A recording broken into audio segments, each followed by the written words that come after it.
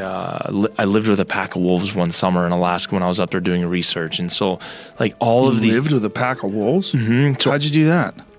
I was doing research for the U.S. Fish and Wildlife Service, and I ran a research camp, a genetics camp from June through September, May through September, whatever. I did it 5 years in a row, and 1 year, a pack of wolves moved into my research camp. For someone like Donnie Vincent, who spends days, weeks, and even months in the wilderness, he's had numerous crazy experiences while in the wild.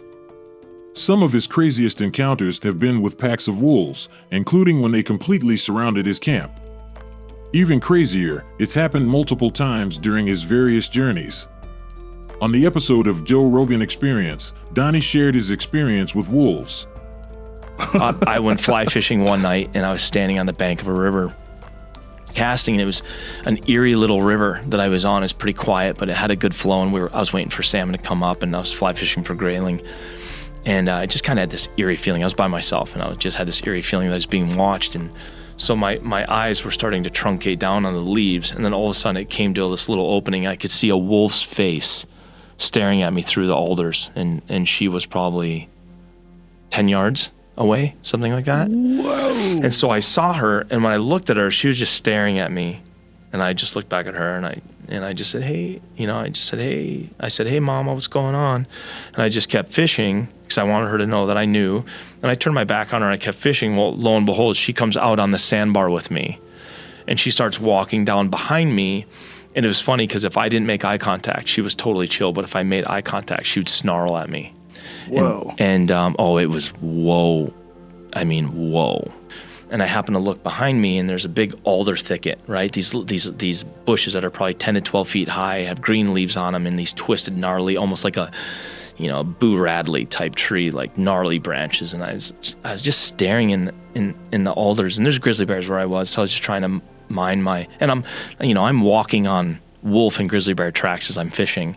So I was just staring back in the alders, and it was like a movie. She'd raise her lips up and give a little deep-seated growl. And so she was standing, now she's probably 3 feet behind me. What? Yeah. And so she's right there. She's literally right there. And so I'm just like, hey, Mom, what's going on? I'm just casting my fly rod.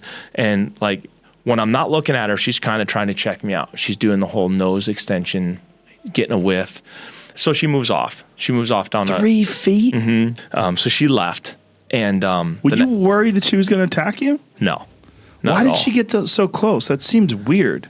I don't know. Yeah, she was just checking me out. That's how I was reading into it anyway. So you think just by the way you were talking to her that she realized that you weren't even interested in being a threat, and she was confident that she could get the fuck away from you? That's a good question. Yeah, that's a good question. 3 feet? Yeah. That's this. That's 1, 2, 3. Yeah, maybe even 2.5 feet.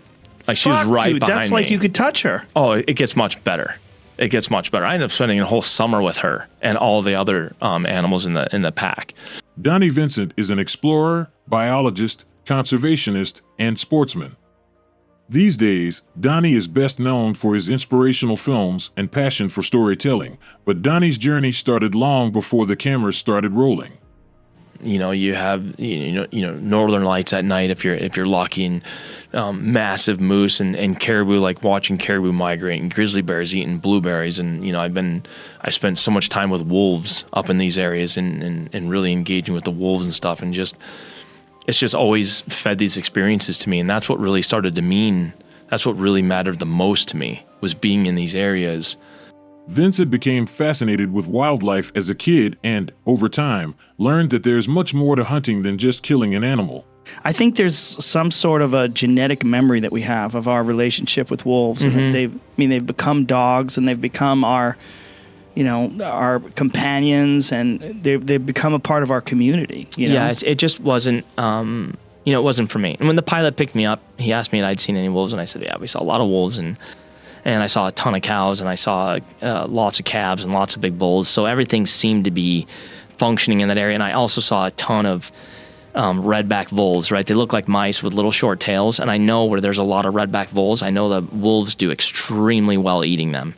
And so you see these little tunnels, right, in the tundra and stuff. And I think wolves eat a lot smaller of prey than people think on average, right? We see sensational things, and I've always had a tremendous respect for them, and I've always